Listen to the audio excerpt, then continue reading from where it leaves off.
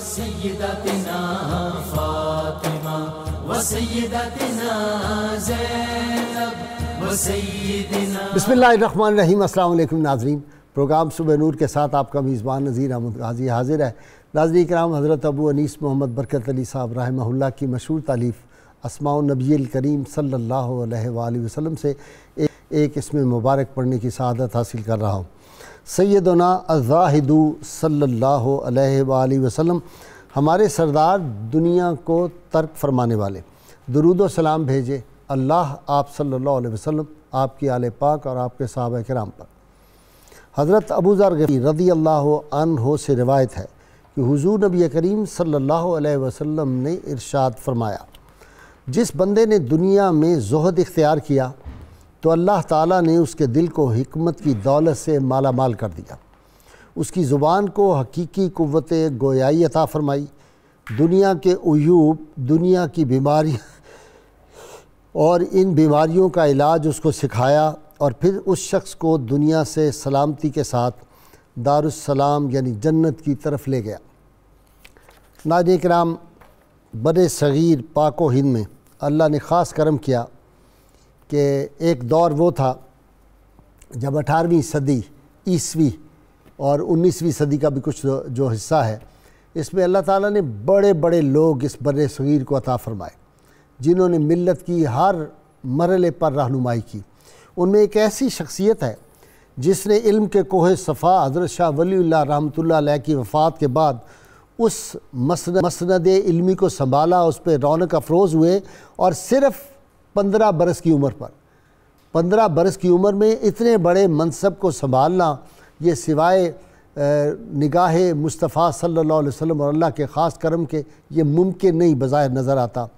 150 علوم جو تھے ان پر کامل دسترس، اور پھر بر صغیر کے تمام مسلمانوں کے جو مسالک تھے ان سب میں یکساں ان کا احترام بھی تھا اور ان کی علمی برتری کو بھی سب نے مانا. سر سید احمد خان جیسی عظیم ہستی، ان کے حافظہ کے بارے میں کہتے ہیں کہ اللہ تعالیٰ نے ان کو اس طرح کا حافظہ عطا فرمایا تھا کہ مختلف جو قدیم کتب تھی ان کے جب وہ حوالہ جات دیتے، اپنے شاگردوں کے سامنے درس دے رہے ہوتے، تو بہت لمبی لمبی عربی عبارات جب وہ پڑھتے تو سننے والوں کو بعض اوقات خیال ہوتا کہ یہ ممکن نہیں ہے کہ اتنی لمبی عبارات اور یہ ریفرنسز جو ہیں، یہ جب وہ جا کے چیک کرتے اصل کتابوں کے ساتھ، اوریجنل بکس کے ساتھ، تو بالکل اس میں کوئی ایک لفظ کا فرق نہ پاتے. فوٹوگرافک میموری جس کو ہم انگریزی میں کہتے ہیں، وہ اس ہستی کی تھی. اور پھر بر صغیر میں کون سا ایسا مدرسہ ہے جس کی جو سند حدیث ہے، جب حدیث کے طلبہ فارغ ہوتے ہیں تو ان کو ایک سند دی جاتی ہے جس میں اس ہستی کا نام نہ ہو یا ان کے بغیر وہ سند جو ہے وہ قابل قبول سمجھی جاتی ہو. ان کی عظمت کردار اور شوکت الفاظ کا عالم یہ تھا کہ جب یہ خطاب کرتے تو یوں لگتا تھا کہ کان کے راستے شہد کے جو قطرے ہیں وہ انسانی قلوب پہ ٹپکائے جا رہے ہیں. ایسی میٹھی گفتگو کرتے تھے. وہ جو قرآن حکیم کی آیہ مبارکہ ادعو الی سبیل ربک بالحکمت والموعظۃ الحسنۃ وجادلہم باللتی ہی احسن، یہ بالکل اس کی عملی تفسیر تھے. جب یہ اور پھر ان کے جو علمی مارکے ہیں، تفسیر عزیزی کے بعد آج تک جتنی تفاسیر مفسرین نے لکھی ہیں قرآن حکیم کی، کوئی ایک نہیں جو ان کے قابو سے باہر گیا ہو یا ان کے ریفرنس کے بغیر کوئی تفسیر لکھی گئی ہو. اہل علم جانتے ہیں کہ علمی دنیا میں اور تفسیر کی دنیا میں تفسیر عزیزی کا کیا مقام ہے. اسی طرح اللہ تعالیٰ نے ان کو جو تھا کشف بھی اتنا عطا کیا تھا، صاحب کشف تھے کہ جب ایک دفعہ اپنا امامہ جو تھا وہ اپنے ایک شاگرد کے سر پہ رکھ دیا تو اس کو سامنے بیٹھے ہوئے جو اجتماع تھا اس میں کچھ لوگ انسان نظر آئے اور کچھ بالکل جانوروں کی شکل میں اور درندوں کی شکل میں نظر آئے. تو وہ گھبرا گئے، بے ہوش ہو گئے. یہ دیکھ کے آپ نے کہا کہ یہ وجہ ہوتی ہے بعض اوقات جو میں خاموشی اختیار کرتا ہوں مسلسل اور آنکھیں بند کر لیتا ہوں، مجھے یہ نظر آ رہا ہوتا ہے. ناظرین کرام، پھر آپ کا عالم یہ تھا کہ تراویح کی جو تلاوت کرتے تھے قرآن حکیم کی، وہ اتنی شیریں ہوتی تھی اور لحن داؤدی ہوتی تھی کہ روحانی طور پر اہل جو نظر تھے انہوں نے دیکھا کہ سیدنا ابو ہریرہ رضی اللہ تعالیٰ عنہ ان کی تراویح کا قرآن سننے کے لیے ان کی مسجد میں آئے اور یہ عاشق رسول، یہ فنا فی رسول کی منزل میں بھی تھے اور فنا فی اللہ کی منازل جو تھی ان سے بھی گزرے، اللہ نے ان کو توفیق دی تھی۔ اور خواجہ میر درد جیسے شخصیت جو تھی علمی دنیا میں بزرگ اور نقشبندی بزرگ، ان سے بھی انہوں نے یہ جو تھا اردو محاوروں کا وہ ان سے سیکھا تھا یہ فن، اور اردو بھی پھر ایسی لکھتے تھے، فارسی کمال کی لکھتے تھے، عربی زبان پہ عبور تھا، جب عربی بولتے تو یوں لگتا تھا کوئی عرب ہے جو بات کر رہا ہے، اور جب فارسی بولتے تو پھر لگتا تھا کہ اہل فارس میں سے ہے، اور پھر اردو کی زبان جو تھی، اور پھر یہی بات تھی با کمال عربی کے شاعر، فارسی کے شاعر، اردو کے شاعر اور ذوق جیسے جو لوگ تھے وہ ان کے شاگردوں میں شامل ہیں۔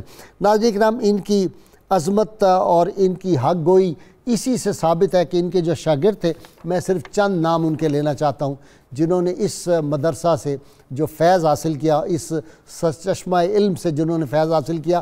اور یہاں یہ بھی عرض کرتا چلوں کہ سیدنا علی المرتضیٰ شیر خدا نے روحانی طور پہ ان کو بیعت کیا تھا اور باب مدینۃ العلم سے انہوں نے علوم حاصل کیے تھے۔ ان کے شاگردوں میں شاہ رفیع الدین، شاہ عبد القادر، شاہ محمد اسحاق دہلوی، ظہور الحق پھلواروی، شاہ عبد الرؤف، شاہ ابو سعید دہلوی، شاہ عبد الغنی اور شاہ مخصوص اللہ دہلوی، شاہ احمد سعید مجدی، اور عظیم امام المجاہدین، حقیقت میں امام المجاہدین مولانا فضل خیر آبادی رحمۃ اللہ علیہ، مفتی صدر الدین آزردہ، سید مخدوم آل رسول ما رہروی رحمۃ اللہ علیہ، یہ ان کے شاگرد تھے۔ ان کی عظمت کے لیے یہی بات کافی ہے کہ اگر یہ بیان کر دی۔ اسی طرح پھر ان کے جو عقائد کے معاملات تھے وہ بھی ناظرین کرام بہت باکمال تھے۔ جن صبر و رضا کے پیکر انگریز کے خلاف آپ نے جہاد کا فتویٰ بھی دے دیا۔ اور بس آخر میں صرف یہ عرض کرنا چاہتا ہوں ان کے عقائد کیا تھے۔ رسول حیات النبی کے یہ قائل تھے، بے شمار تحریریں آپ کی ملتی ہیں۔ استمداد اولیاء، اولیاء سے جو مدد طلب کرنا اس کے قائل تھے۔ علم غیب مصطفیٰ صلی اللہ علیہ وسلم، رسول اللہ صلی اللہ علیہ وسلم کو علم غیب ہے، اس پہ بہت کچھ لکھا۔ رسول اللہ صلی اللہ علیہ وسلم کا سایہ نہ تھا، اس پہ لوگوں کو قائل کیا، اس کے بارے میں لکھا۔ بزرگوں کے مزارات جہاں ہو ان کا فیض جو ہے وہ یہ ہوتا ہے کہ وہاں سے علام اور مصائب دور ہو جاتے ہیں، رحمت کے صاحبان ہوتے ہیں۔ بزرگوں کے توسل سے دعا مانگنی چاہیے، باران رحمت کی ہو یا کسی اور مقصد کے لیے ہو۔ بعض از وفات اولیاء کرام کا توسل اور ان کا تصرف جو ہے اس کے قائل، عرس بزرگان دین کے قائل، فاتحہ کے قائل، کھانے پہ ختم پڑھنے کے قائل، امام حسین کی یاد میں محفل کرتے تھے، محفل میلاد منعقد کرتے تھے اور رسول اللہ صلی اللہ علیہ وسلم کو حاضر و ناظر مانتے تھے اور 11ویں شریف کا ختم دلاتے تھے۔ یہ آپ کے عقائد تھے۔ اور پھر آپ نے صحابہ کرام کا جس طرح دفاع کیا ہے، عظمت صحابہ کا اور عصمت صحابہ کا، تحفہ اثنا عشریہ آپ کی مارکۃ الآراء کتاب ہے جس کا جواب دنیا میں ابھی تک کوئی نہیں دے سکا۔ اسی طرح ناظرین کرام، آخری جو آپ کے الفاظ تھے وصال پاک کے وقت، توفنی مسلمم والحقنی بالصالحین، یہ الفاظ زبان پہ تھے۔ اور پھر کشتگان خنجر تسلیم راہ، ہر زماز غیب جان دیگر است، یہ پھر عاشق مصطفیٰ صلی اللہ علیہ وسلم دنیا سے کس طرح رخصت ہوا۔ 55 مرتبہ ان کی نماز جنازہ پڑھی گئی، اتنا زیادہ وہ تھا ہجوم تھا، اتنی دنیا تھی، بار بار جنازہ پڑھتے تھے۔ حکیم مومن خان مومن نے جو ان کا مرثیہ لکھا، اس کا صرف ایک شعر میں ناظرین کے ذوق کے لیے پیش کرتا ہوں اور اپنے اسکالر کی نظر کر رہا ہوں۔ دستے بے داد اجل سے بے سرو پا ہو گئے، فقر و دین، فضل و ہنر، لطف و کرم، علم و عمل۔ یہ بات ان کے بارے میں انہوں نے لکھی۔ آپ کی کتابیں جو ہیں تفسیر عزیزی، تحفہ اثنا عشریہ، بستان المحدثین اور بڑی کتابیں، اور سب سے بڑھ کے یہ جو مجھے بہت ہی بات ان کی پسند آئی کہ ان کی رگوں میں غیرت فاروقی تھی، فاروقی خون ان کی رگوں میں تھا۔ جب کوئی حق کی بات آئی کبھی نہیں ڈرے، انگریز کے اقتدار سے نہیں ڈرے۔ بڑے بڑے جو اس وقت کے فرعون تھے، جو بڑے بڑے نمرود تھے، ان کے سامنے بھی شاہ صاحب کھڑے ہو گئے۔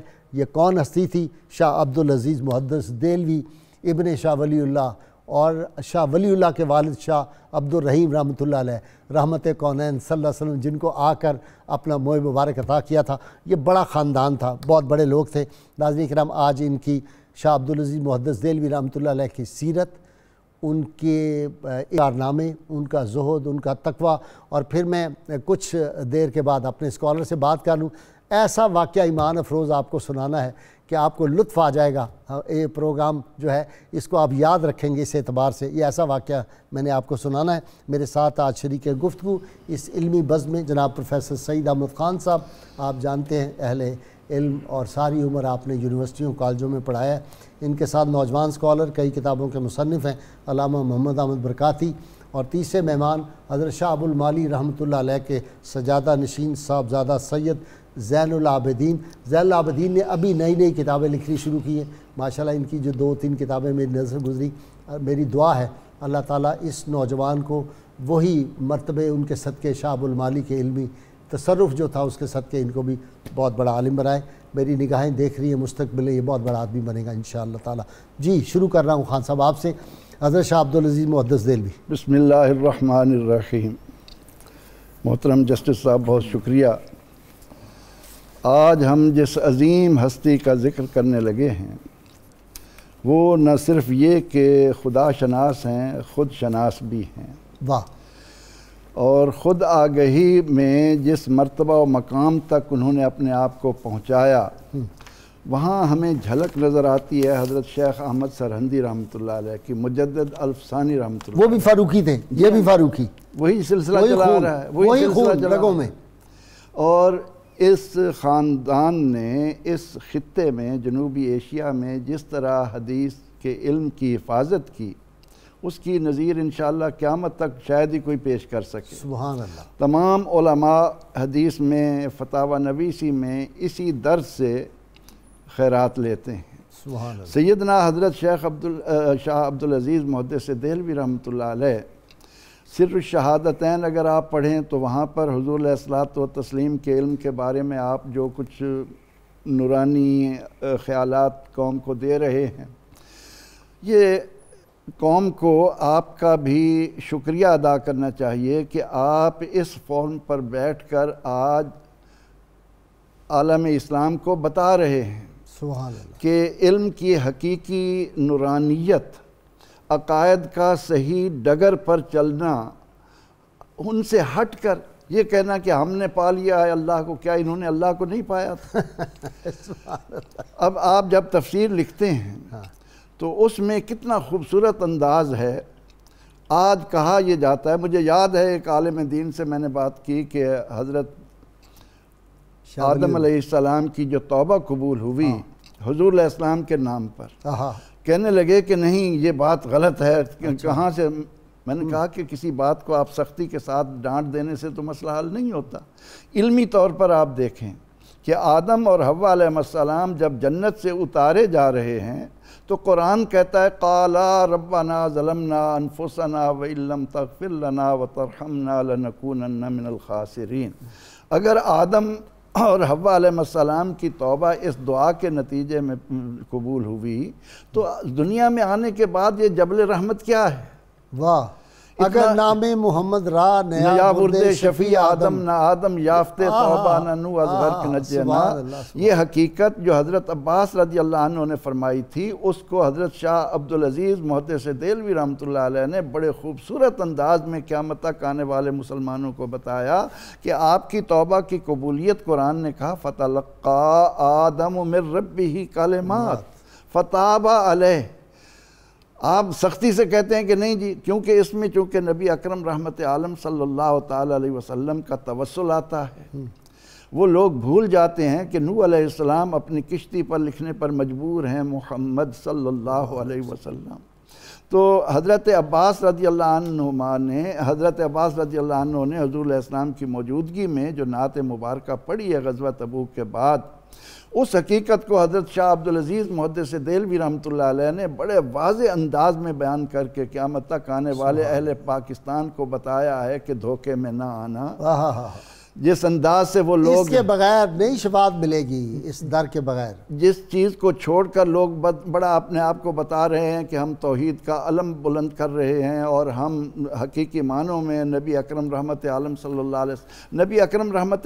اللہ علیہ وسلم کو تو یہ خانوادہ, جس طرح آپ نے حضرت شاہ عبد الرحیم رحمۃ اللہ علیہ کے بارے میں انفاس العارفین کا وہ ذکر کیا کہ منہ مبارک انہیں ملا, اور حضرت شاہ ولی اللہ رحمۃ اللہ علیہ جنہیں یہ نعمت ملی حضرت شاہ عبدالعزیز محدث دہلوی رحمۃ اللہ علیہ کی، اور اس موقع پر علماء کا اولیاء کا جو اجتماع ہوا، وہ فرماتے ہیں کہ جب میرے والد کی جائیداد کی تقسیم کا مسئلہ آیا تو میں نے اپنے بھائیوں سے کہا کہ بھائی سارا تم لے لو، یہ مجھے دے جو اس رات حضور علیہ السلام خواب میں چادر اور بال مبارک دے گئے ہیں وہ میرے حوالے کر دو۔ واہ واہ، حضرت شاہ عبدالعزیز رحمۃ اللہ علیہ کی زندگی حضور سید عالم صلی اللہ علیہ وسلم کی ختم نبوت اور آپ کی عظمت شان کو بیان کرنے میں گزری۔ جی اپنا علامہ صاحب آپ تو خاص باتیں ہمیں بتاتے ہیں بلکہ چن چن کے بیچ میں نکال کے۔ جی بسم اللہ الرحمن الرحیم، یہ آپ کا حسن ظن ہے کہ اس طرح کے آپ تاثرات رکھتے ہیں، تو اللہ تعالیٰ واقعی اسی طرح کر دے جس طرح آپ حسن ظن رکھتے ہیں۔ تو حضرت سیدنا شاہ عبدالعزیز محدث دہلوی رحمۃ اللہ تعالیٰ علیہ، آپ کی حیات طیبہ جو ہے اس کے اندر اگر ہم غور کرتے ہیں تو پتہ چلتا ہے کہ ہمہ جہت خوبیاں اور ایسے ایسے اوصاف آپ کے اندر کہ میں یہ سمجھتا ہوں کہ جو ان کو قدرتی طور پر کچھ امراض ودیت ہو گئے 25 سال کی عمر سے، کہ اگر وہ نہ ہوتے آپ حیات جسمانی کے ساتھ مکمل ہماتن صحت مند ہوتے تو پھر شاید پوری دنیا کے اندر آپ کی نظیر پیش نہ کی جا سکتی۔ واہ واہ واہ، کیونکہ بغیر آنکھوں کے، بغیر بینائی کے اور اتنے امراض مختلف قسم کے جو مجموعی آپ بن گئے تھے، اس کے باوجود آپ نے اتنا کام کر دیا، تو اس کا مطلب ہے کہ یہ اللہ تعالیٰ کی ایک اپنی جو سلسلہ ہوتا ہے کائنات کا نظام چلانے کا۔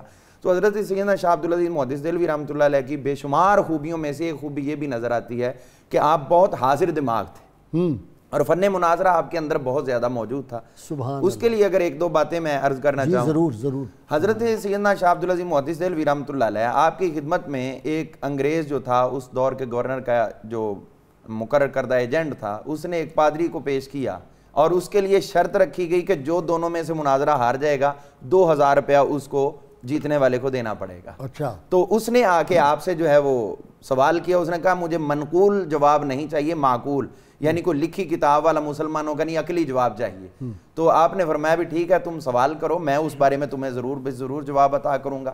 تو آپ نے ارشاد فرمایا پوچھو کیا کہنا چاہتے ہو؟ اس نے کہا کہ امام حسین پاک علیہ السلام، اور میں ضمناً ناظرین کے لیے یہ بھی عرض کر دوں کہ فتاویٰ عزیزی کے اندر آپ نے ایک سوال جو ان ہستیوں کے ساتھ علیہ السلام لفظ لینے کا، یہ آپ نے فتویٰ لکھا ہے، اور اس انداز میں لکھا ہے کہ آپ کی جو کتاب تحفہ اثنا عشریہ ہے اس کے اندر آپ نے جگہ جگہ پہ علیہ السلام لکھا ہے۔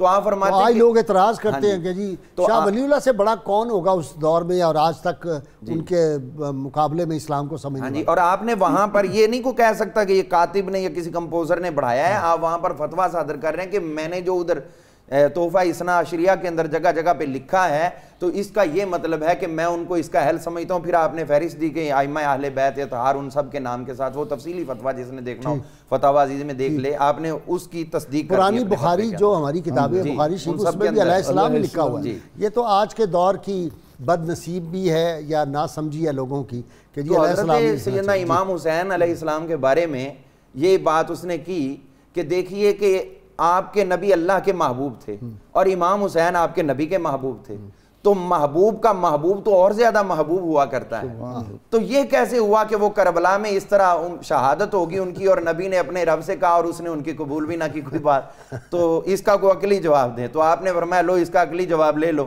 آپ نے فرمایا کہ جب حضور نے اللہ سے عرض کیا کہ میرا یہ نواسا شہید ہو رہا ہے تو اللہ نے کہا میں اپنے بیٹے عیسیٰ کو صلیب پہ نہ بچا سکا، تجھے کہنا۔ یہ الزامی جواب، الزامی جواب آپ نے اس کی سینس کے مطابق دیا۔ اسی طرح ایک اور جو ہے وہ انگریز آپ کے پاس آیا اور اس نے کہا کہ میں یہ پوچھنا چاہتا ہوں کہ آپ مجھے یہ بتائیں کہ ایک شخص رستے میں سویا ہوا ہے، آرام کر رہا ہے، ایک شخص اس کے پاس کھڑا ہے اور دوسرا آ رہا ہے، اس کو رستے کا نہیں پتا، اب وہ سوئے سے پوچھے گا جاگتے سے پوچھے گا؟ آپ سمجھیں گے کہ اشارہ حضور صلی اللہ علیہ وسلم کے وصال اور حضرت عیسیٰ کی طرف کر رہا ہے۔ تو آپ نے فرمایا بھی جو اس کے پاس راستے میں بیٹھا، راستہ جو ہے وہ بیٹھنے کے لیے نہیں ہوتا، چلنے کے لیے ہوتا ہے، تو جو راستے میں بیٹھا ہوا ہے اس کا مطلب ہے کہ وہ خود منتظر ہے کہ یہ اٹھے اور مجھے بتائے کہ راستہ۔ سبحان اللہ۔ تو اس طرح آپ کے جو ہے عقلی جوابات آپ فوری طور پر جو ہے اس کو کور کیا کرتے تھے۔ اسی طرح ایک ملنگ تھا، وہ پہلے انگریز فوج میں رسالدار رہا اور وہاں سے نسیم خان اس کا نام تھا، تو وہ آپ کے پاس آ گیا ملنگ بن کے، اس نے یہ بھویں وغیرہ اپنی صاف کروائی ہوئی اور اس طرح کے مسائل تھے اس کے۔ تو اس نے آ کے آپ کو للکارا. اور ایسے لوگ جو جھوٹے ہوتے ہیں ان کو یہ ہوتا ہے مان کے ہم خام خواہ کرو ڈالیں اور پریشرائز کر دیں اور دنیا سمجھے کہ ڈر جائیں بڑا پہنچا ہوا ہے. تو ابھی جس طرح خان صاحب نے بھی فرمایا بھی سخت بولنے سے حقیقت نہیں بدلتی. تو اس نے کہا عبدالعزیز کب تک تم شریعت کی قیدوں میں اپنے آپ کو قید رکھو گے, چھوڑ دو ان قیدوں کو اور نکل آؤ آزاد دنیا کی طرف. تو آپ نے فرمایا کہ یہ جو میرے پاس بیٹھے ہوئے ان کو اصل میں شریعت سے دور کرنا چاہتا ہے. آپ نے فرمایا بھی ٹھیک ہے میں آپ کی بات کا جواب بعد میں دیتا ہوں, آپ مجھے پہلے یہ بتاؤ کہ آپ کیا. اس نے کہا دیکھو ہم آزاد دنیا اللہ تک پہنچنے کا یہ وہ اس نے اپنی خرافات بولی. تو آپ نے فرمایا مجھے آپ یہ بتاؤ کہ آپ کی تعلیم کیا. اس نے بتایا میں نے عربی بھی پڑھی, فارسی بھی پڑھی ہے اور میں نے یہ فنون بھی سیکھے ہوئے ہیں اور انگریز فوج میں بھی یہ رہا ہوں. تو آپ نے فرمایا بھائی اب سنو تم میری بھی, جب تم ماں کے پیٹ میں تھے تو اللہ نے تجھے وہاں 9 ماہ میں قید رکھا. سبحان اللہ. پھر جب وہاں سے نکلے تو 2 سال تک تجھے ماں کا دودھ پلانے پہ قید کیا. پھر جب چلنے پہ قادر ہونے لگے تو پھر باپ کی انگلی تمہارے لیے قید بنا دی گئی. اس کے بعد پھر فلاں استاد تمہارے لیے قید, وہ تمہیں نہیں آتا تھا تمہیں پھینٹی بھی لگاتا تھا. پھر اس کے بعد تم نے یہ بھی سیکھا یہ اس کی قید, یہ بھی سیکھا یہ اس کی قید, یہ بھی سیکھا اور یہ اس کی قید. اور آج بھی تم جس کو آزادی کہہ رہے ہو یہ بھی آزادی نہیں ہے, یہ اصل میں اللہ کی قید چھوڑ کر اللہ کے غیروں کی شیطانوں کی قید میں جا رہے ہو. تو جس طرح آپ نے جس لہجے میں بات کیا, آپ نے فرمایا تم مجھے شریعت کی قید کہتے ہو, شریعت کی قید نہیں ہوتی, یہ تو انسان کے لیے وسیع و عریض اور ہمیشہ کی زندگی کے لیے اللہ تعالیٰ نے رستے بنا دیے ہوئے. تو اس طرح آپ کی بات کا پھر اس کے اوپر اثر ہوا اور وہ پھر جو ہے طائب ہو گیا. ہاں جی طائب ہوا. اسی طرح جو ہے وہ آپ کے مزید اگر ہم حالات پہ غور کرتے ہیں تو اسی طرح آپ کی ایک اور روایت بھی ملتی ہے جس میں حضرت سیدنا شاہ عبدالعزیز محدث دہلوی رحمۃ اللہ علیہ کی خدمت میں یہ عرض کیا گیا کہ چاندنی چوک دہلی کا بڑا مشہور چوک ہے, اس چوک کے اندر فنڈر پادری کھڑا ہے اور للکار رہا ہے مسلمانوں کو کہ میرے ہاتھ میں انجیل ہے, میں یہ آگ میں ڈالتا ہوں, آگ کا لو جل رہا ہے اور آپ لاؤ اپنا قرآن اس میں ڈالو, جو بچ جائے گا وہ صحیح ہوگا. تو اب لوگ جو ہے ادھر اتنا مجمع جمع ہوا پڑا اور یہ اسلام کا تمسخر اڑایا جا رہا ہے. تو شاہ صاحب کی باوجود اس کے کہ نظر نہیں تھی تو آپ نے فرمایا مجھے لے چلو وہاں. تو جب وہاں گئے انہوں نے کہا قرآن پاک لے لیں. آپ نے فرمایا قرآن پاک کی ضرورت نہیں, اس کے بغیر ہی کام بن جائے گا. اچھا. جب آپ وہاں پر پہنچے تو وہ پادری اسی طرح للکار رہا تھا اور تمسخر کر رہا تھا فنڈر. تو جب بات ہوئی تو آپ نے فرمایا کیا تمہارا دعویٰ ہے؟ اس نے کہا یہ میں انجیل ڈالتا ہوں آگ میں, آپ قرآن ڈالو, جو بچ جائے گا وہ سچا ہے اور اسی کا دین قبول کیا جائے گا. آپ نے فرمایا ایسے نہیں, بلکہ یہ ہوگا کہ آؤ انجیل تم اپنے سینے میں باندھو, مجھے باندھنے کی ضرورت نہیں, میرے اندر قرآن پاک موجود ہے, ہم دونوں آگ میں جاتے ہیں, جو بچ جائے گا وہ سچا ہوگا. اب لوگوں نے کہا جی ٹھیک ہے یہ تو اور بہت بڑی بات ہے, چلو بھی. اب وہ جانے کو تیار نہیں ہو رہا. تو آخرکار وہ پتہ چلا کہ اس انجیل کے نسخے کے اوپر اس نے کوئی مسالہ وغیرہ لگایا ہوا تھا. آپ کے علمی کام, فتاوی عزیزیہ, تفسیر عزیزی, تحفہ حسنہ عشریہ وغیرہ وغیرہ اور بستان المحدثین, اللہ صلی اللہ تعالیٰ علی النبی الامین وعلی آلہ واصحابہ اجمعین. جناب غازی صاحب شکریہ آپ کا. ابتدائے گفتگو میں یہ عرض کروں جس دور میں حضرت شاہ عبدالعزیز صاحب محدث دہلوی رحمۃ اللہ تعالیٰ علیہ کو اللہ رب العالمین نے پیدائش دی ہے, یہ دور اپنی آفات اور فتنوں کے اعتبار سے بڑا شرانگیز تھا. صحیح بات. اور اسی زمانے کے اندر آپ دیکھیں کہ مرزا مظہر جان جانا رحمۃ اللہ تعالیٰ علیہ جو قاضی ہمارے ثناء اللہ سلسلے کے ہیں صاحب, بھائی, جب ان کا نام آتا ہے سبحان اللہ. قاضی ثناء اللہ صاحب پانی پتی رحمۃ اللہ علیہ کے بھی وہ مرشد گرامی ہیں, انہی کے نام سے تفسیر مظہری بھی منسوب ہے. ان کو بھی زہر دلوایا گیا اور خود شاہ عبدالعزیز صاحب محدث دہلوی رحمۃ اللہ علیہ کو بھی 2 مرتبہ زہر دلوایا گیا. اچھا. لیکن یہ قدرت الہی تھی. رب العالمین جل وعلا جب زمانے کے اندر فتنے بڑھتے ہیں. مولانا فضل خیر آبادی کو کالے پانی میں شہادت ہوئی آپ کی, وہاں قید رکھا اس دور میں, کفایت علی کافی کو پھانسی چڑھا دی. وہی دور ہے نا سارا؟ جی وہی زمانہ. زمانے کے اندر جس طرح رب العالمین جل وعلا کے نظام کے مخالف لوگ پیدا ہوتے ہیں تو رب تعالیٰ جل وعلا ان کے قلع کما کے لیے ویسے ہی بندے اس دور میں ظاہر کرتا ہے.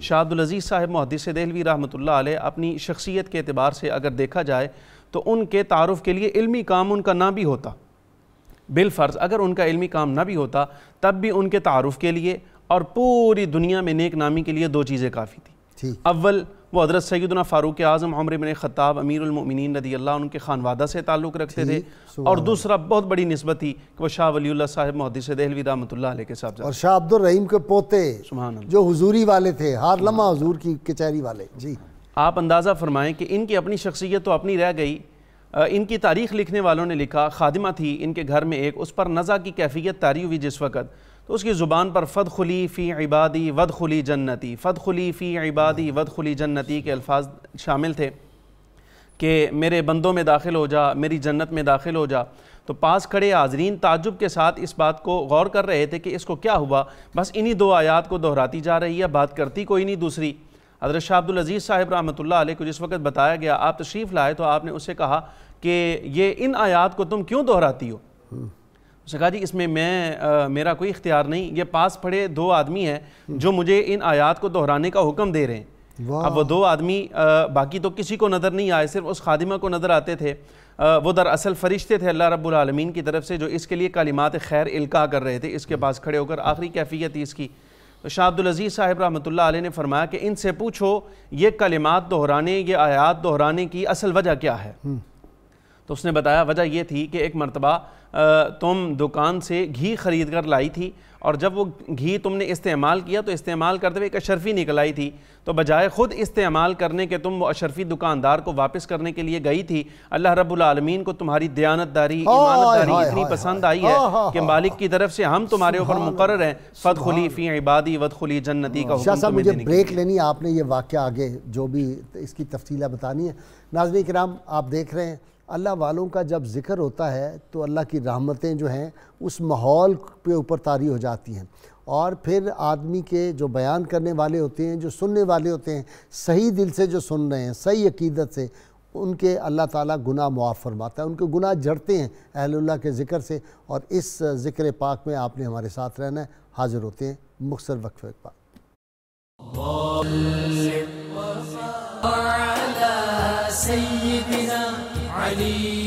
ویلکم بیک ناظرین اکرام۔ ناظرین اکرام، شاہ ولی اللہ رحمۃ اللہ علیہ، شاہ عبدالعزیز محدث دہلوی جو تھے، ان کا بہت بڑا مدرسہ تھا، اور لوگ علم حدیث اور تفاسیر کے، منطق، فلسفہ، جیسے علم ریاضی، یہ سب علوم سیکھتے تھے۔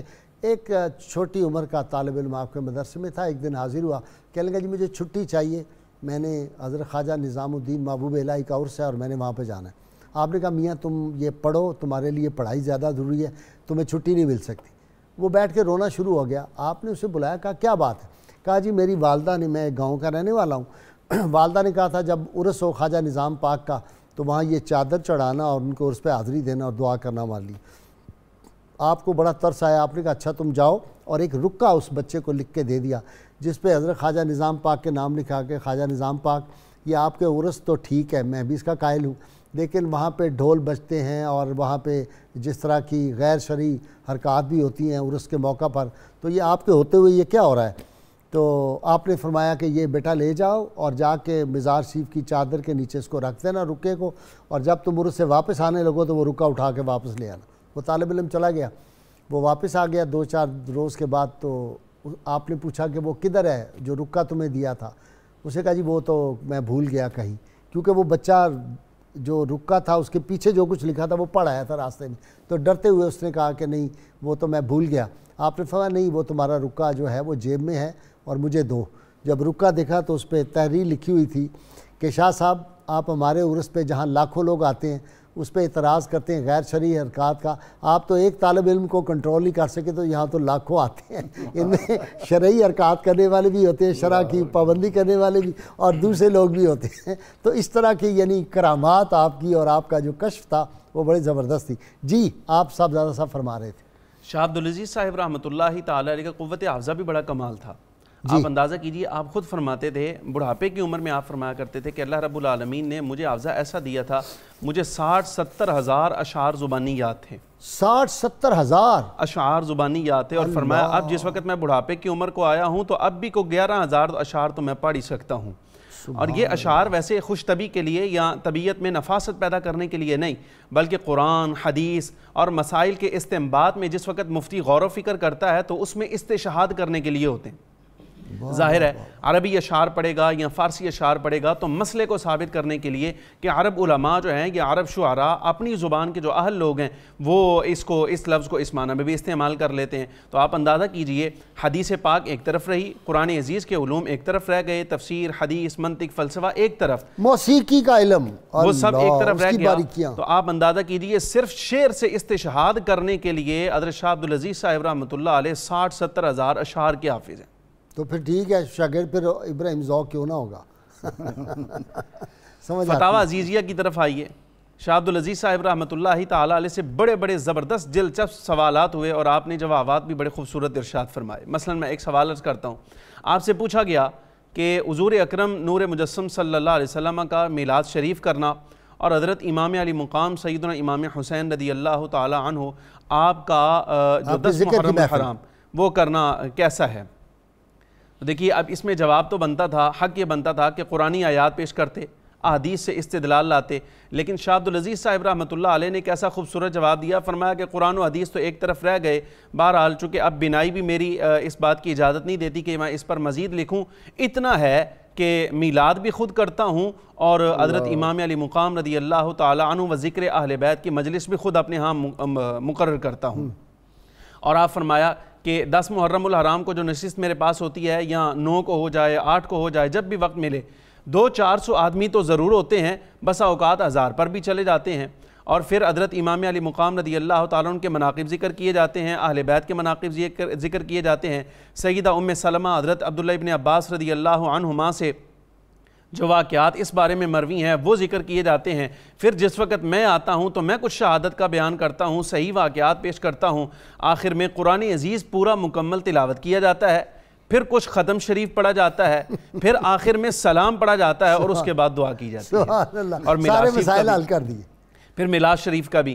اب اس پر مجھے جو بات سمجھ آئی، چونکہ افتاء کے ساتھ تعلق ہے میرا بھی تھوڑا سا، تو اس پر میں عرض کروں، جس وقت سوال پوچھا جاتا ہے تو مفتی کا یہ کام بنتا ہے کہ وہ قرآن و حدیث سے اس کے دلائل پیش کرے، لیکن شاہ عبدالعزیز صاحب رحمۃ اللہ تعالی علیہ جس منصب پر بیٹھے ہیں نا، تو آپ نے اپنے عرف کو پیش نظر رکھتے ہوئے کہ ایسے لوگ ہو سکتے ہیں جو میلاد کے بھی منکر ہوں اور ائمہ کرام ائمہ اہل بیت کے ذکر کے بھی منکر ہوں، لیکن چونکہ ہمارے تعلق کے بغیر تو آگے چل سکتا ہی کوئی نہیں، ولی اللہ ہی خاندانی ایسا ہے، سند حدیث ہو سند تفسیر ہو، ہمارے بغیر آگے چل ہی کوئی نہیں سکتا۔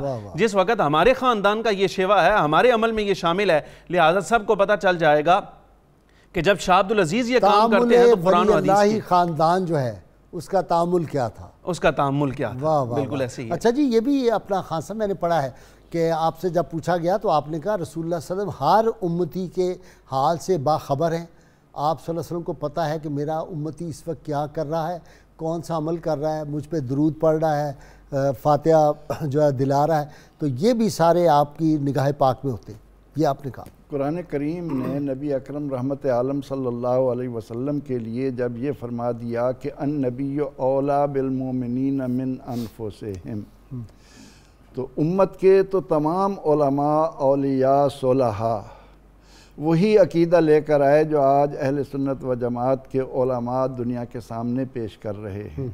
اس سے ہٹ کر نبی علیہ الصلاۃ والتسلیم، سیدھی سی بات ہے کہ اللہ تعالیٰ نے اپنے محبوب علیہ السلام کو تمام مخلوق کا رسول بنایا ہے۔ آپ فرماتے ہیں میرے 2 وزیر زمین پر ہیں، 2 وزیر آسمانوں پر ہیں، تو کیا یہ جو کرامن کاتبین ہیں یہ نبی علیہ السلام کے امتی نہیں ہیں؟ اللہ تعالیٰ نے آپ کے امتیوں کو تو اتنا علم دیا ہے، اور نبی اکرم رحمت عالم صلی اللہ علیہ وسلم سے کوئی چیز مخفی ہو؟ آپ تو فرماتے ہیں کہ لوح محفوظ پر جو قلم کے چلنے کی آواز آتی ہے وہ میرے کانوں میں آتی ہے، ان کو میں سنتا ہوں، میری 2 آنکھیں آگے ہیں، میری 2 آنکھیں پیچھے ہیں۔ تو نبی اکرم رحمت عالم صلی اللہ تعالی علیہ وسلم قیامت تک ایک ایک امتی کے حال سے بخوبی آشنا ہیں، اور اسی لیے تو قیامت کے دن ایک بھیجا ہوا درود پاک بھی امتی کو لوٹائیں گے۔ تو اس لیے نبی اکرم رحمت عالم صلی اللہ علیہ وسلم کے ساتھ عقیدت اور محبت کے جو گوہر اس شاہ ولی اللہ خاندان نے دنیا کو دیے ہیں، اسی کو عام کرنے کی ضرورت ہے۔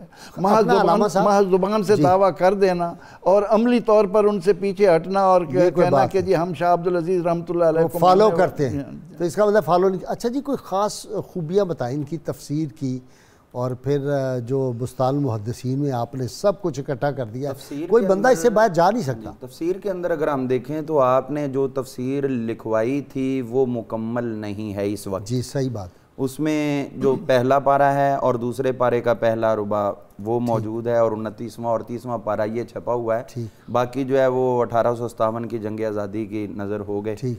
تو لیکن اس کے اندر بھی آپ نے جو جگہ جگہ پر استدلال کیے ہیں وہ اپنی جگہ آپ ہیں، اور ان آیات کو اگر ہم دیکھتے ہیں تو بہت سی آیات کے جو آپ نے استدلال کیے وہ آپ سے پہلے مفسرین نے نہیں کیے. واہ اچھا. مثلا والقمر اذا اتسق، اس آیہ کریمہ کے تحت 30ویں پارے کی جو آپ نے وضاحت فرمائی ہے اس کے اندر یہ ارشاد فرمایا چاند کے لیے اس کو لے کے گئے آپ قبر کی طرف کہ قبر کے اندر جو میت پہنچ جاتی ہے تو میت پیچھے پھر انتظار کرتی ہے اپنے جو پیچھے ورثاء موجود ہیں، کیونکہ فرمایا کہ جب وہ قبر میں جاتا ہے تو اس کے لیے یہ ہوتا ہے کہ دعونی اصلی، وہ فرشتوں سے کہتا ہے مجھے چھوڑ دو کیونکہ میں نماز پڑھنے لگا ہوں. تو اس کے لیے یہ کیفیت ہوتی ہے. اور پھر آپ نے کچھ حدیث ذکر کر کے آگے اس کا رزلٹ دیا ہے. آپ نے فرمایا کہ جو اپنے مرحومین کے لیے اصحال ثواب کیا جاتا ہے وہ ان مرحومین کے لیے اللہ تعالیٰ قبر کے اندر نہ صرف باعث برکت بناتا ہے بلکہ اس طرح کرتا ہے جس طرح گہرے پانی کے اندر بندہ ڈوب رہا ہو اس کو بچا کے پہاڑوں کی چوٹی پہ رکھ دیں تو یہ اس کے لیے ویسا درجہ بنتا ہے. اور پھر آپ نے ایک جو عمل اس وقت بھی ہمارے پاکستان میں اور ہندوستان اور دیگر علاقوں میں موجود ہے، یہ آپ نے بتانا ہے. کالر انتظار میں ہیں. السلام علیکم. وعلیکم السلام. جی کون صاحب؟ جی غازی صاحب میں عامر بات کر رہا ہوں کینیڈا سے. جی عامر صاحب فرمائیں. کینیڈا سے ہیں؟ جی غازی صاحب. جی ٹورانٹو سے. ضرور جی غازی صاحب سب سے پہلے تو آپ کو سر بہت بہت سلام اور آپ کے مہمانوں کو بہت شکریہ. السلام علیکم ورحمۃ اللہ وبرکاتہ.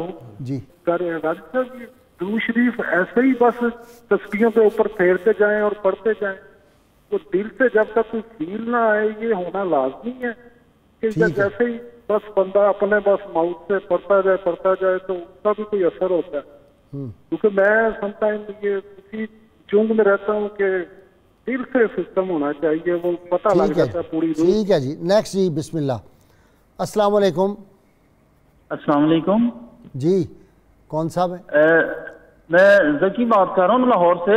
جی ذکی صاحب فرمائیں. غازی صاحب آپ کا پروگرام بہت اچھا جا رہا ہے، میں بہت اس کی تعریف کرتا ہوں. ساری فیملی ممبر آپ کا دیکھتے ہیں. میں گزارش یہ کرنا چاہ رہا ہوں جی کہ حضور پاک کا ارشاد ہے کہ مجھ پر اور میری آل پاک پر درود شریف بھیجیں. تو دیکھنے میں یہ آتا ہے کہ اکثر لوگ آل کا ذکر نہیں کرتا. آپ صلی اللہ علیہ وسلم آپ نے فرمایا تو آپ بھی اکثر آل کا ذکر کرتے ہیں تو مجھے بڑی خوشی ہوتی ہے. یا کہہ دیا تھا آپ صلی اللہ علیہ وسلم نے فرمایا. آپ میں یہ پوچھنا چاہ رہا ہوں. سمجھ گیا آپ کا سوال، میں سمجھ گیا. پوچھتے ہیں جی. یہ خان صاحب آپ اس کا جواب دے دیں، بلکہ مفتی صاحب سے پوچھتے ہیں. جی فتوے والی بات آ گئی. وہ کہہ رہے ہیں کہ درود پاک ہے، تسبیح پڑھ رہے ہیں، درود پاک پڑھ رہے ہیں. کہتے ہیں جب تک ایک فیل نہ ہو اور صدق کے دل سے نہ آدمی پڑھے پوری توجہ اور اس کو لگے کہ اثرات آ رہے ہیں تو ویسے نہیں پڑھنا چاہیے. یہ ان کا خیال ہے. امام غزالی رحمۃ اللہ علیہ نے اس پر لکھا ہے. آپ فرماتے ہیں جس وقت نمازی نماز میں کہے نا السلام علیکہ ایہا النبی ورحمۃ اللہ وبرکاتہ تو اس کو چاہیے، اس کو یہ یقین رکھنا چاہیے کہ حضور اکرم صلی اللہ علیہ وسلم اس کے قریب اس کے حال سے واقف ہیں. سبحان اللہ. اور صوفیاء کرام نے یہاں تک لکھا، فرمایا جس وقت السلام علیکہ ایہا النبی پڑھو نا تو اس وقت کیفیت یہ ہونی چاہیے کوشش کیا کرو کہ ہو سکتا ہے تمہیں سلام کا جواب سنائی دے.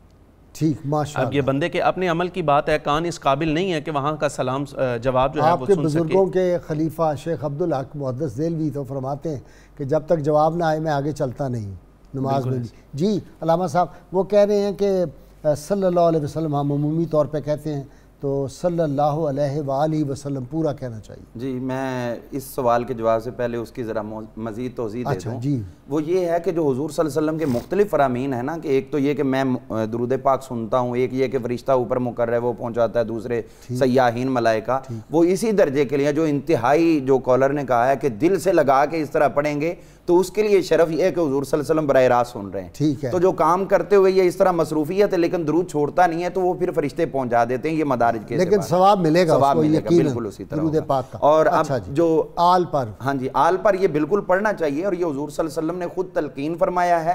لیکن جو ہم اتنا پڑھ دیتے ہیں تو دل میں تو سب کے آل کا ہوتا ہے، ان کو مطعون نہیں کرنا چاہیے.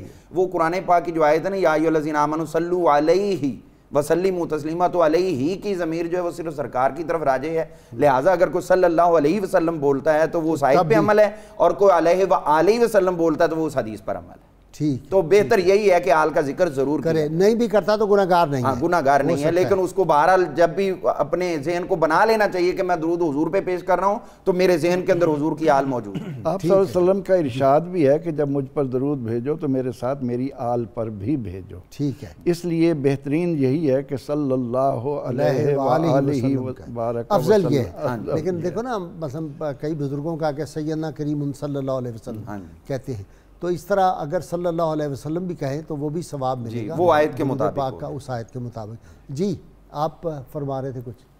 جی علامہ صاحب آپ کی طرف ہوں میں۔ ہاں جی، میں یہ بات کر رہا تھا آپ کی تفسیر عزیزی شریف کے حوالے سے والقمر اذا اتسق کے تحت، تو آپ نے ایک عمل جو ہمارے ہاں رائج ہے اس وقت، اس کی وہاں پر آپ نے اس کو بطور دلیل پیش کیا ہے۔ آپ فرماتے کہ جو قبر کے اندر ہے وہ انتظار کر رہے پچھلوں کے ثواب کا، تو فرماتے اسی لیے ہمارے ہاں جو معمول ہے وہ یہ ہے کہ ہم عموماً 1 سال تک اور خاص طور پر 40 دن تک اسی لیے مرحوم کے لیے ایصال ثواب کا اہتمام زیادہ کرتے ہیں۔ تو یہ جو ختم چہلم شریف وغیرہ یہ ساری آپ نے اس کی، یہ 40 دن کیوں ہے، ذرا آپ اس پہ بتائیں گے مفتی صاحب؟ 40 کا عدد شروع سے ہی خاص رہا ہے۔ اچھا، حضرت سیدنا فاروق اعظم رضی اللہ تعالیٰ عنہ کا اعزاز بھی تھا، یہ 40 کے اعتبار سے، اسلام قبول کرنے کے اعتبار سے یہ شروع سے ہی خاص رہا۔ 40 دن تک حضور اکرم صلی اللہ علیہ وسلم کا ارشاد گرامی بھی ہے کہ جہاں 40 لوگ جمع ہوں، حدیث پاک کا مفہوم ہے، وہاں ان 40 میں سے ایک تو اللہ رب العالمین کا مقرب ضرور ہوتا ہے۔ تو یہ عدد کی برکت کے اعتبار سے کہ جس طرح حضور اکرم صلی اللہ علیہ وسلم کی زبان اقدس سے نکل گیا۔ 40 برس کی عمر میں جی، اس بات کو میں ذرا اور بڑھاؤں کہ جب ہم ماں کے شکم میں ہوتے ہیں تو وہاں پر 40 دن کے بعد ہی تبدیلیاں آتی ہیں۔ اچھا، 40 دن بچہ ماں کے پیٹ میں نطفہ رہتا ہے، 40 دن کے بعد وہ علقہ بنتا ہے، پھر 40 دن کے بعد مضغہ بنتا ہے، ٹھیک ہے، تو اس کے بعد ثم یرسل الیہ الملک، پھر اس کے بعد فرشتہ بھیجا جاتا ہے، فینفخ فیہ الروح، وہ اس میں روح پھونکتا ہے۔ تو اسی طرح مرنے کے بعد بھی بزرگ کہتے ہیں کہ ہر 40 دن کے بعد کیفیات بدلتی رہتی ہیں، اور پھر یہ کہ 3 دن کا سوگ تو کہا گیا، لیکن اس کے بعد چونکہ اللہ تعالیٰ نے موسیٰ علیہ السلام کو بلایا تو 40 راتوں کے لیے، اس لیے 40 دن تک گھر والے اگر جانے والے کے لیے کچھ پڑھتے رہیں اور اس کے بعد اجتماعی انداز میں ایصال ثواب کریں، تو اس سے پہلی بات تو یہ ہے کہ کہیں منع نہیں کیا گیا، روکا نہیں، کہیں ممانعت نہیں ہے، تو جس چیز کی ممانعت نہیں ہے مجھے اور آپ کو اختیار نہیں ہے کہ ہم اس سے روکیں۔ ایصال ثواب کے ضمن میں حضور سید عالم صلی اللہ علیہ وسلم نے سیدنا حضرت سعد بن ابی وقاص رضی اللہ عنہ کی ماں کے لیے کنویں کا افتتاح، سعد بن معاذ کے، تو فرمایا کہ ھذا البئر لأم سعد، وہ میں نے دیکھا بھی ہے جا کے وہاں۔ تو آپ صلی اللہ علیہ وسلم نے جب یہ فرما دیا، اور دوسری بات یہ ہے کہ ہم اگر ایصال ثواب کے ضمن میں کوئی قدغنیں پیدا کریں تو مجھے بتایا جائے کہ پھر یہ وقف کیا ہے۔ شروع سے جو وقف کا سلسلہ صحابہ رضی اللہ عنہم سے چلا آ رہا ہے، اس کا کچھ اور جواز بنتا نہیں ہے، تو اس لیے حضرت شاہ ولی اللہ رحمۃ اللہ علیہ کے خاندان نے ایصال ثواب کے ضمن میں جو بڑی، بلکہ حاجی امداد اللہ مہاجر مکی رحمۃ اللہ علیہ ان پر بھی، تو ہمارے ان اسلاف نے یہ تو حاجی صاحب بھی تو ان کے شاگردوں میں آئیں گے، حاجی امداد اللہ مہاجر مکی بھی، جی اسی خاندان کے، ان کی بھی سند حدیث میں وہی ہوگا، کیوں جی؟ جی ایسے ہی ہے، ہمارے ہاں سند حدیث عمومی طور پر جو دی جاتی ہے طلباء کو، ان میں شاہ عبدالعزیز صاحب رحمۃ اللہ تعالیٰ علیہ کے واسطے کے بغیر آگے نہیں چل سکتے۔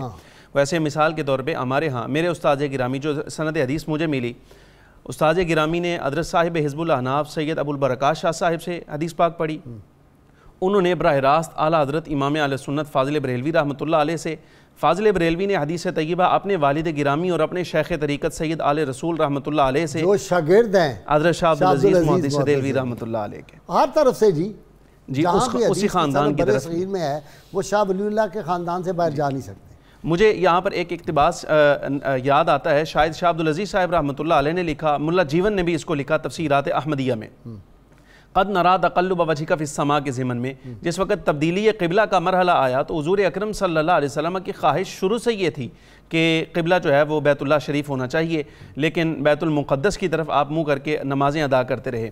ایک بڑی خوبصورت بات لکھی، جب تک مکہ مکرمہ میں حضور اکرم صلی اللہ علیہ وسلم نے نمازیں ادا کی ہیں نا، تو بیت اللہ شریف چونکہ 4 اطراف قبلہ ہے، تو آپ اس سمت میں کھڑے ہوتے جہاں پہ بیت اللہ شریف درمیان میں آتا اور اسی سمت میں آگے بیت المقدس شریف بھی آتا. یہ شاہ عبد العزیز صاحب رحمۃ اللہ علیہ نے لکھا اور ملا جیون نے بھی اس کو لکھا. اور اسی طرح حدیث طیبہ پر آئیں تو شاہ عبد العزیز صاحب رحمۃ اللہ علیہ کی بہت سی خدمات ہیں. فتاوی عزیزیہ میں یہ بات موجود ہے.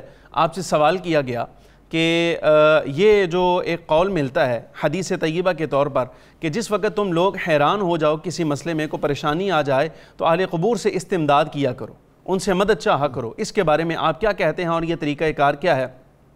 شاہ عبد العزیز صاحب رحمۃ اللہ تعالیٰ علیہ نے اس کو بیان کرتے ہوئے سب سے پہلے یہ بات کہی ہے, فرمایا کہ یہ حدیث طیبہ مرفوعاً میری نظر سے نہیں گزری. یعنی حضور اکرم صلی اللہ علیہ وسلم کا ارشاد ہے, ایسا نہیں ہے یہ کسی کا قول ہے, کسی صحابی کا قول ہے. میں ذرا وضاحت دوں, یہ دو جگہ پہ آپ نے یہ جملہ لکھا ہے لیکن تیسری جگہ پہ آپ نے جا کے اس کو حدیث کے طور پہ کوٹ کیا فتاوی عزیزی کے اندر ہی. اچھا, تیسری جگہ پہ اس سے آگے جا کے حدیث طیبہ ہے لیکن میں نے لفظ بولا مرفوعاً کا, یعنی براہ راست حضور اکرم صلی اللہ علیہ وسلم کے ارشاد کے طور پر. وہاں براہ راست انہوں نے حضور کا نام لے کے فرمایا. ٹھیک, اس کا انکار بھی نہیں کیا جا سکتا. مثال کے طور پہ جہاں یہاں پہ آپ کہہ رہے ہیں نا, اس کا انکار بھی نہیں ہو سکتا اس لیے کہ آگے آپ نے وجہ بیان فرمائی ہے کہ اس کا مطلب کیا ہے. ظاہر ہے شاہ عبد العزیز صاحب رحمۃ اللہ علیہ بھی اس کو یہ کہہ کر نہیں ٹھکرا رہے کہ یہ شاید ہے ہی نہیں, اس کی اصلیت ہی کوئی نہیں. جب آپ اس کا معنی بیان کر رہے ہیں, طریقہ بیان کر رہے ہیں, سب کچھ وضاحت کر رہے ہیں, تو مطلب آپ اس چیز کو تسلیم کر دیں کہ یہ بات ٹھیک ہے. صحیح. جس وقت بندہ حیران ہو, پریشان ہو, تو اس کو چاہیے کہ وہ صالحین کے ساتھ اپنا تعلق قائم کرے اور ان سے, ان کی ارواح سے استمداد کرتے ہوئے اپنے آپ کو اس پریشانی سے نکال لے. نبی اکرم رحمت عالم صلی اللہ علیہ وسلم کی طرف جب ہم اس بات کو لے کر چلتے ہیں تو مسلم شریف کی باب الوصایا اور مشکات کے کتاب الوقف میں یہ حدیث پاک موجود ہے کہ سیدنا عمر بن العاص رضی اللہ عنہ کے والد جب عاص بن وائل مرے تو انہوں نے وصیت کی کہ میری طرف سے 100 غلام آزاد کیے جائیں. بھائی نے کر دیے اور یہ حضور علیہ السلام کی خدمت میں آئے. حضور علیہ السلام اگر اس موقع پر فرما دیتے کہ عمر بن العاص چھوڑو, وہ مر گیا, بس بات ختم ہوگی, لیکن آقا علیہ السلام نے اس موقع پر بڑے اہتمام کے ساتھ امت کو توجہ دلائی اور فرمایا کہ ان کان مسلمن, اگر جانے والا دنیا سے وہ مسلمان ہے تو فما تحججتم عنہ وما تصدقتم عنہ وما تعقدتم عنہ. 3 باتیں آقا علیہ الصلوۃ والتسلیم نے بڑی صراحت کے ساتھ فرما دیں کہ تم اس کی طرف سے جو حج کرو گے, تم اس کی طرف سے جو صدقہ و خیرات دو گے, تم اس کی طرف سے جو غلام آزاد کرو گے, بالغہ. یہ حدیث مسلم شریف کے الفاظ ہیں کہ وہ اس کو پہنچتا ہے. تو نبی اکرم رحمت عالم صلی اللہ علیہ وسلم کے اس واضح ارشاد کی روشنی میں آپ مسلمانوں کے دلوں میں شکوک و شبہات ڈالنا کسی مسلمان کو زیب نہیں دیتا. ایک بات میں اور فائدہ نہیں تو ہم روز